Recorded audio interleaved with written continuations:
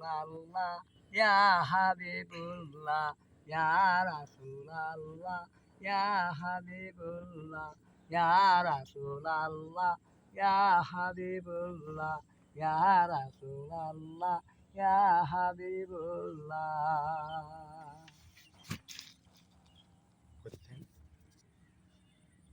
তোমার দিনে দিনের নবী ইসলামেরই প্রসার মক্কাতে পুরছে পুর চৌদিকে হবে কুল সোনার মক্কা মদিনা পারের মাঝি নূর নবীজি নায়ের মাঝি মাহফতেমা ইয়া রাসূলুল্লাহ দিনের নবী উম্মতের কান্ডারি।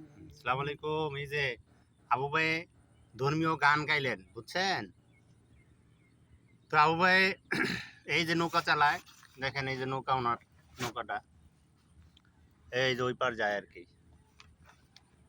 হ্যাঁ,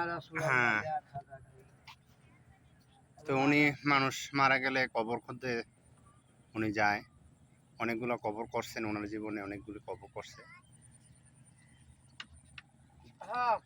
রিজিকের তাগিদে আর কি। রিজিকের তাগিদে উনি এই নৌকা চালায়।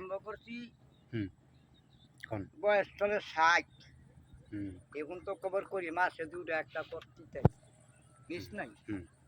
এমন দিন যায় নৌকা বন্ধ করে দিয়ে আমি যাইগা, আল্লাহ ছাড়াই আর কি আমি কোনো বিধাবাদ করি না।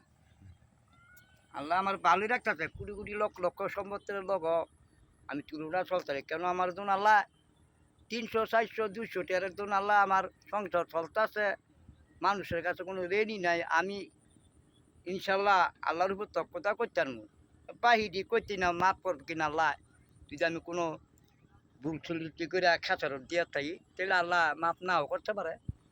এই যে আমার জানা সত্ত্বেও আমি কোনো অন্যায় কাজ করি নাই, আল্লাহর কাজ আমি মানুষের জন্য ভালো জন্য করছি। দেখেন জীবনে না কবর না, যে কোনো কাজে করবে যাইতে রাজি, কিন্তু চুরিটা আর কি বাদ। এই জীবনের লাশ পর্যায়ে আসা উনি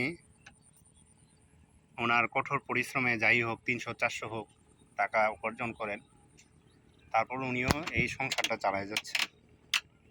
তা আমরা অনেকে বলি যে এই অল্প টাকায় কি হবে, কিন্তু আসলে আল্লাহ তাআলা বরকত দিলে যে কি হয় এটা আসলে যারা চলে তারাই উপলব্ধি করতে পারে।